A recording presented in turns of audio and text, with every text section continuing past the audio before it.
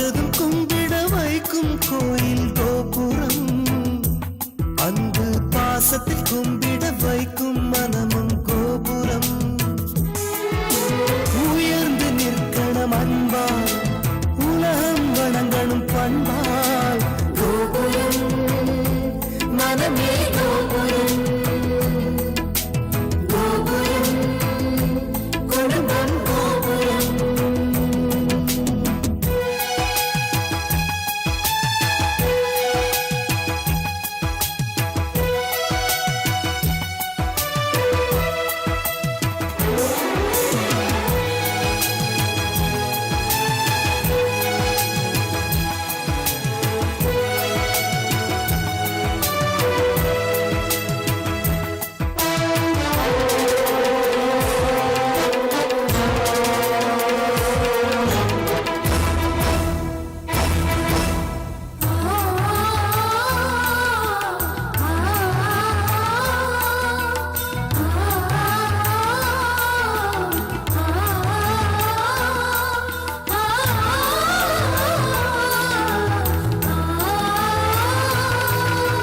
ஒருவரை ஒருவர் உணர்ந்து உள்ளங்கள் அன்பிலே இணைந்து, வேதங்கள் என்பதை மறந்து பொறுமையில் இமயம் அடைந்து, பாசத்தின் பலங்களை அறிந்து பண்பெனும் பாதையில் நடந்து, கண்ணென உறவினில் மகிழ்ந்து தூணென குடும்பத்தை சுமந்து, கோயிலை போலே குடும்பமும் அமைந்தால் சொர்க்கம் நிஜமாகும். கூட்டு குடும்பத்தின் பொறுமை உணர்ந்திடும் போது கோபுரம் போலாகும். கோபுரம் மனமே கோபுரம், கோபுரம் குடும்பம் கோபுரம். பார்த்ததும் கும்பிட வைக்கும் கோயில் கோபுரம், அன்பு பாசத்தில் கும்பிட வைக்கும் மனமும் கோபுரம். பார்த்ததும் கும்பிட வைக்கும் கோயில் கோபுரம், அன்பு பாசத்தில் கும்பிட வைக்கும் மனமும் கோபுரம். உயர்ந்து நிற்கணும் அன்பால், உலகம் வணங்கணும் பண்பால்.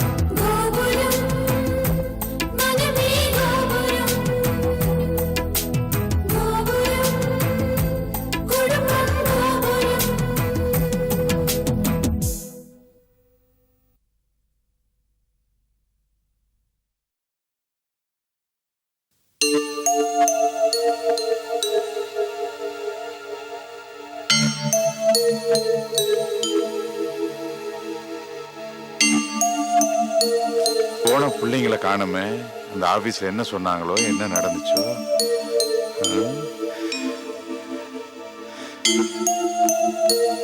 ஏமா என்னமா நடந்துச்சு அந்த ஆபீஸ்ல, என்னமா சொன்னாங்க? பத்மினி நான் கேட்டுட்டே இருக்கேனமா. அண்ணி வா, அண்ணி வா வெளிய. அண்ணி ஏய் வாடி வெளிய.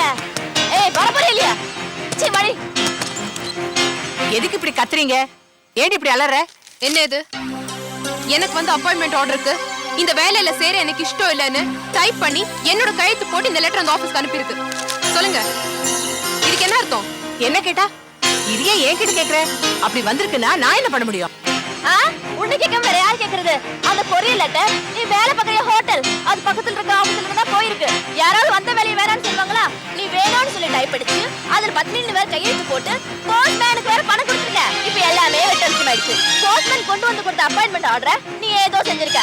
அதுக்கு வச்சிட்டியா, கிழிச்சிட்டியா, இல்ல ஒரே அடி எரிச்சிட்டியா? ஏதோ செஞ்சுட்டு எங்க அப்பாவுக்கு இந்த வேலையில விருப்பம் இல்லைன்னு சொல்லி ஒரு லெட்டரை உங்க ஹோட்டல்ல இருந்து டைப் அடிச்சு அங்க இருந்து அனுப்பியிருக்க. நல்ல வேலை, அந்த ரசீது எங்க கையில கிடைச்சிருச்சு. இப்ப எல்லாருக்குமே தெரிஞ்சு போச்சு. உனக்கே இந்த என்ன புத்தி? அரைஞ்சிருவேன். மரியாதையா பேசு. நான் உனக்கு அண்ணி. என்ன நீ என்ன பேசுற? எனக்கு இதுக்கு சம்மந்தம் இல்ல, நான் சொல்றேன்ல. நீ பாட்டு அடிக்கிட்டே போற. என்ன நீ? காயத்ரி,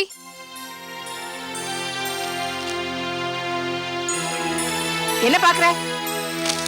என்ன நீ இது? ஏன் இப்படி செஞ்சீங்க? உங்க வாழ்க்கை நான் இதை கெடுதல் பண்ணேனா? எனக்கே இப்படி ஒரு தண்டனை? 9,500 ரூபாய் வேலை, எத்தனை நாள கனவு கண்டுட்டு இருக்கேன் தெரியுமா?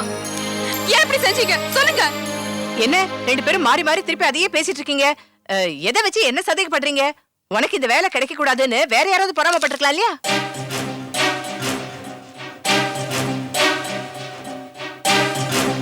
இதா வருமா, இது வரைக்கும் அவங்க பேசிக்கிட்டு இருந்தாங்களே, நாம எதுவும் குறுக்க பேசக்கூடாதுங்கிறதுக்காக அமைதியா நின்றுட்டு இருந்தேன். ஆமா, நீ என்ன சொல்ற? ஒரு குழந்தை உன் ஹேண்ட்பேக்ல இருந்து எடுத்து வந்து கொடுத்ததா சொல்லுது. உங்ககிட்ட கேட்காம வேற யார்கிட்ட போய் கேட்க சொல்ற? குழந்தை தானே, குழந்தை நிஜம் தானே சொல்லுங்கிறீங்க. குழந்தை பொய் சொல்லாது. குழந்தை பொய் சொல்லாது இல்லையா? ஆமா. ஏ பிரியா, இங்க வாடி.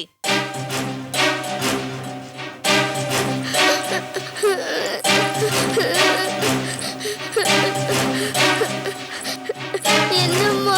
ஏய், திருப்பி திருப்பி அவங்க கேட்டுட்டு இருக்காங்கல்ல, கரெக்டா பதில் சொல்லு, முழிக்காத. இந்த ரசீத கப்பல் பண்ணணும்னு கொண்டு போய் கொடுத்தியே, அதை எங்க இருந்து எடுத்துட்டு வந்தேன்னு சொல்லு. கேக்குறல, பதில் சொல்லு.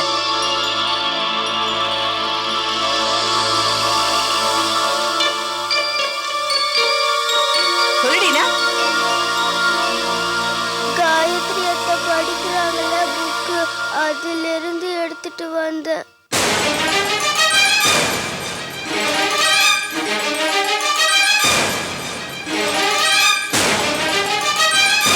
என்னம்மா அது திடீர்னு இப்படி சொல்லுது? உங்க அம்மாவோட ஹேண்ட்பேக்ல இருந்து எடுத்து வந்து கொடுத்ததா சொன்னியம்மா? இல்ல இல்ல, நான் அம்மாவோட ஹேண்ட்பேக்ல இருந்து எடுக்கல. காயத்ரி அத்தை படிக்கிறாங்களே புக்கு, அதுல இருந்து தான் எடுத்துட்டு வந்தேன். கேட்டீங்கல்ல?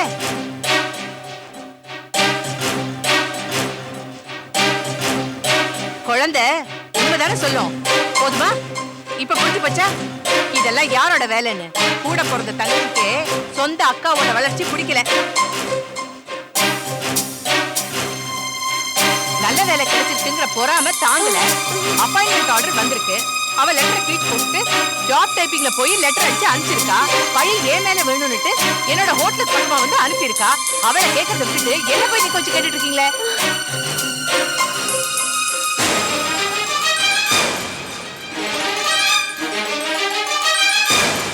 பிரியா, இங்க வாமா. பிரியா தூங்கணும். அவளையும் கூப்பிடுறீங்க?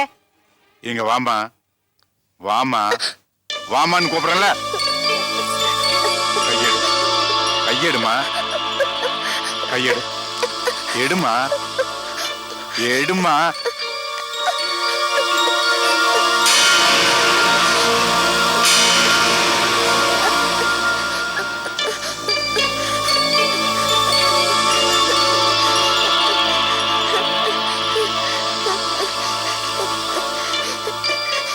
குழந்தை எப்படி உண்மை சொல்லுச்சுன்னு இப்ப எங்களுக்கு புரியுதுமா.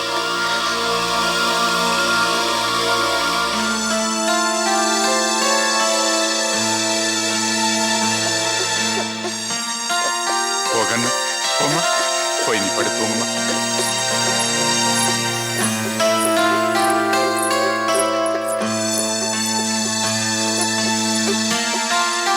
இதா பாருடி ராட்சசி, இது வரைக்கும் என் பையனுக்கு பொண்டாட்டி, எனக்கு மருமகளாச்சேன்னு உனக்கு மரியாதை கொடுத்துக்கிட்டு இருந்தேன்.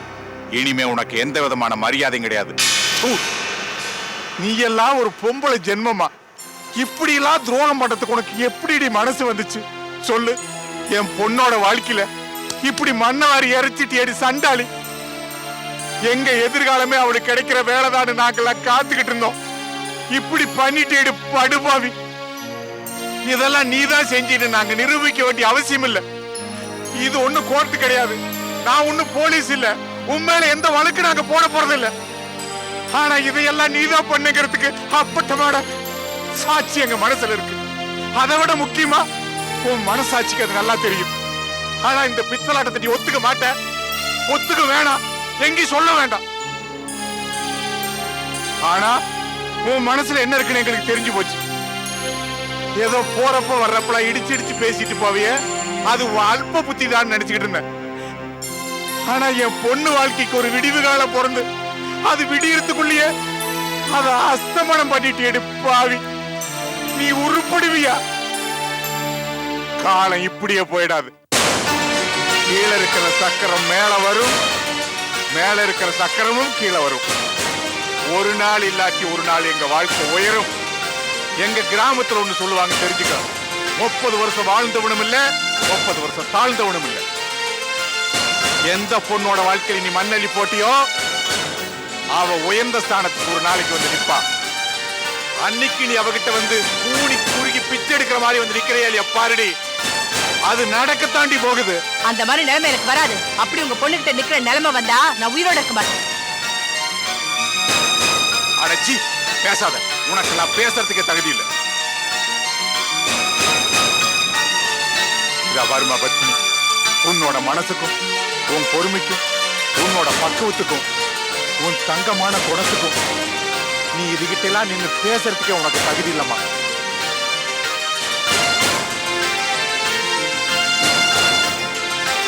இவ்வளவு செஞ்சவா நாளைக்கே உன் தலையில கல்ல தூக்கி போட்டு சாகடிக்கிறதுக்கு இவ பயப்பட மாட்டாமா.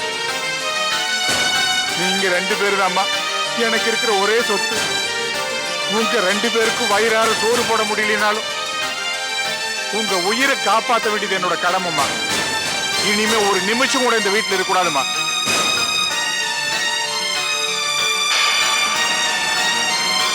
இதுக்கு மேலே இங்கிருந்து நாம சாப்பிட்டோம்னா அதுக்கு பேர் சாப்பாடு இல்லம்மா, வேற என்னமோ. வாங்க, நான் இருக்கேன். என் உடம்புல உசுர் இருக்குமா, இந்த உடம்புல என்ன தெம்பு இருக்கு, நான் காப்பாத்துறேன். வாங்க, உங்க 2 பேரையும் நான் காப்பாத்துறேன். என் கடைசி மூச்சு இருக்கிற வரைக்கும் உங்க 2 பேரையும் நான் காப்பாத்துவேன். வாங்க போலாம், வாங்கம்மா. என்ன பொறப்பு காட்ட, அந்த காலெல்லாம் மலையேறி போச்சு. நீ பொறப்படுமா? இதுக்கு மேல ஒரு வார்த்தை கூட நீங்க பேசக்கூடாது. இந்த வீட்டுல ஒரு நிமிஷம் நீமே இருக்க கூடாது. புறப்படு புறப்படு, எடுத்து வை எல்லாத்தையும்.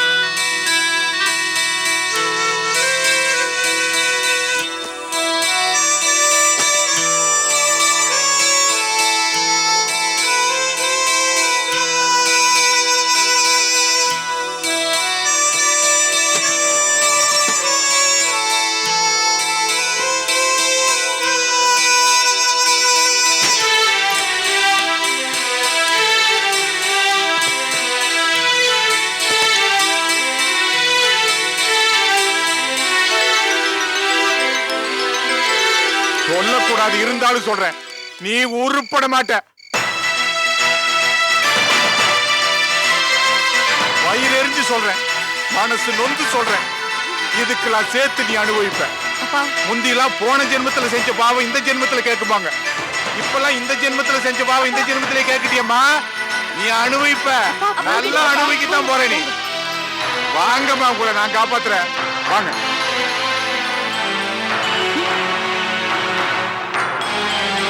வாங்கம்மா, நீங்க நல்லா இருப்பீங்க, நான் நல்லா இருப்பேன். இந்த நாட்டுல நல்ல மனசு இருக்கிற எல்லாரும் நல்லா இருப்பாங்கம்மா. நேரத்துல வயசுக்கு வந்த 2 பொண்ணுகளை கூட்டிட்டு ஒரு மனுஷன் வீட்டை விட்டு வெளியே வச்சிருக்கான்னா அவனுக்கு எவ்வளவு கொடுமை நடத்திருந்தா இந்த முடிவை அவன் எடுத்திருப்பாமா. இந்த இரவு இப்படியே போயிடாதுமா, அது விடியத்தான் போகுது. வாங்க, நிச்சயம் நமக்கு ஒரு விடிவு காலம் போறதும் நான் உங்களை காப்பாத்திய தீர்வு. வாங்க. திலகா, திலகா, டவல் கூட. நல்ல வேலை, ஒரு 5 நிமிஷம் லேட்டா வந்திருந்தா ஃபுல்லா நினைச்சிருப்பேன்.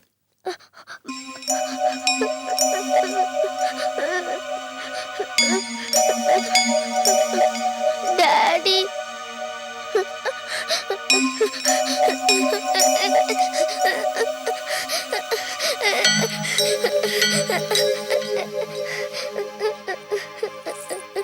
என்னடா என்னடா ஆச்சு? ஏன் அழுவுற? கண்ணெல்லாம் வீங்கி கிடக்குது. அம்மா அடிச்சிட்டாங்க.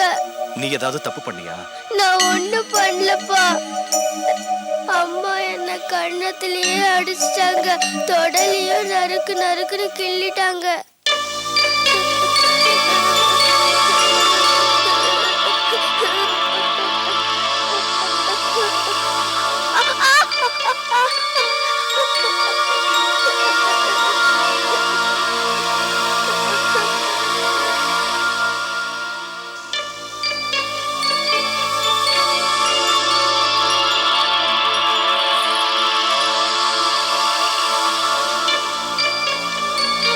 குழந்தை இப்படி போட்டு கிள்ளிருக்க, உன் விரல் பதிகிற மாதிரி மாட்டடிக்கிற மாதிரி அடிச்சிருக்க. பெத்தோர் தானே நீ, உனக்கு எப்படி மனசு வந்தது? உன்னைத்தான் கேட்கிற. பிரியா என்ன தப்பு பண்ணா? ச்சே.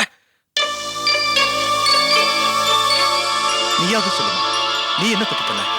நான் ஒண்ணும் பண்ணலப்பா. குழந்தை இப்படி போட்டு அடிச்சிருக்காளே, இங்க கேட்க யாரும் இல்லையா? பத்மினி, காயத்ரி, எங்க போயிட்டீங்க எல்லாரும்? எங்கடா உன் அத்தைங்க? அத்தை, 2 அத்தை, தாத்தா எல்லாம் வீட்டை விட்டே போயிட்டாங்க. அம்மா கோவமா சண்டை போட்டாங்க. அவங்களும் கோவமா பேசிட்டு போயிட்டாங்கப்பா. திலகா, என்ன நடந்தது? உங்ககிட்ட தான் கேட்கிறேன்ல, இந்த வீட்டுல என்ன பிரச்சனை? குழந்தை ஏன் இப்படி கிள்ளினேன்னு கேட்டாலும் எதுவும் சொல்ல மாட்டேங்கிற. அவங்க எல்லாரும் ஏன் வீட்டை விட்டு போனாங்கன்னாலும் பேசாம இருக்க. இந்த வீட்டுல என்ன நடக்குது எனக்கு ஒண்ணும் புரிய மாட்டேங்கிற. நான் உங்ககிட்ட தான் கேட்கிறேன், ஏன் பதில் சொல்ல மாட்டேங்கிற? சொல்லுடி, என்ன நடந்தது? டாடி, நான் சொல்றேன்.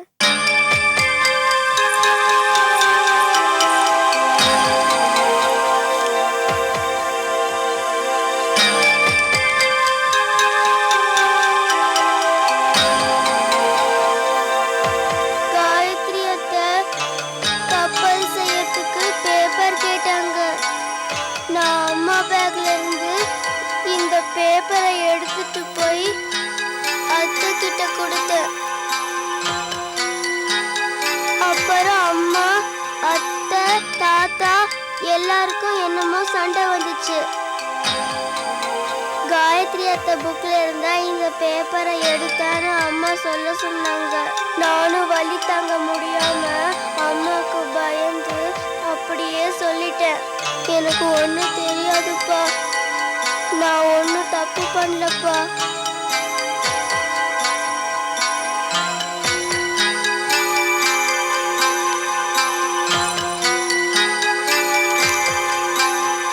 பேசடி, இன்னும் எதுக்கு பேசாம இருக்க? முதல்ல கீழே இறங்கு. பத்மினி, கம்பெனிக்கு அனுப்பின கொரியர் ரெசிப்ட். என்ன இது? சரி, குழந்தையை நீ எதுக்காக அடிச்ச?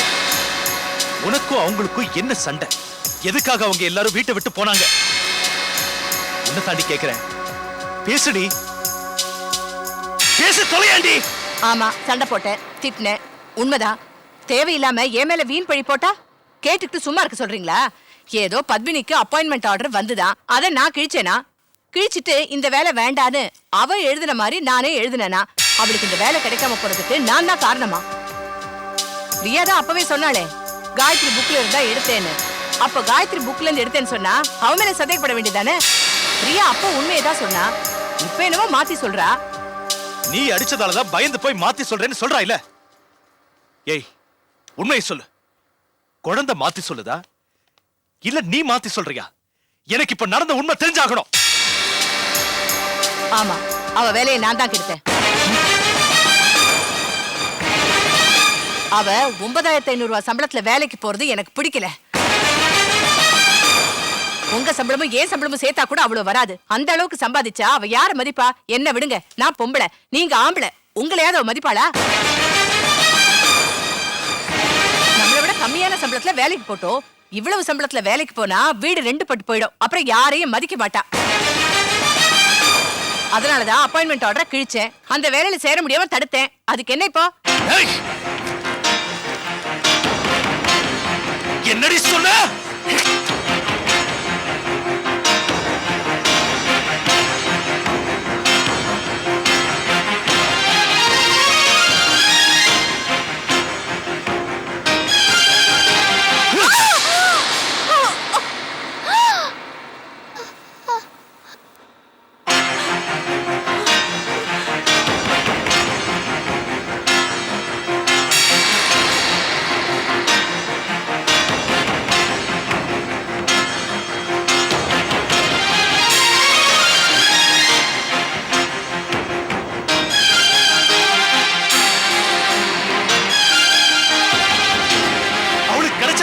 வாழ்க்கையும் கெடுத்துட்டு அவங்க 3 பேரையும் வீட்டை விட்டு அனுப்பிட்டு எல்லாத்தையும் நான் தான் செஞ்சேன்னு கொஞ்சம் கூட பயம் இல்லாம சொல்றியேடி.